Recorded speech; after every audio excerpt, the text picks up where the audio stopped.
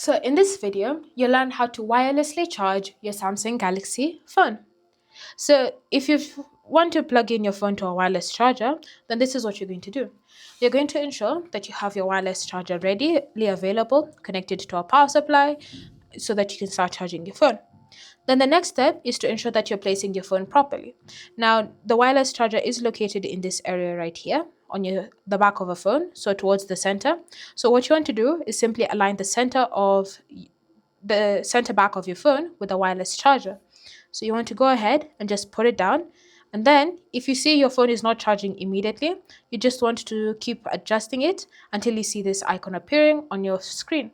When you see the battery icon moving or producing an animation to show that your phone is charging, you can now just leave your phone to continue charging wirelessly. And so now, remember, it's always at the center back. Just place it down and your phone should start charging. And so that is how you can wirelessly charge your Samsung Galaxy phone. If you have any questions or comments, feel free to leave them down below, and I'll see you guys in the next video.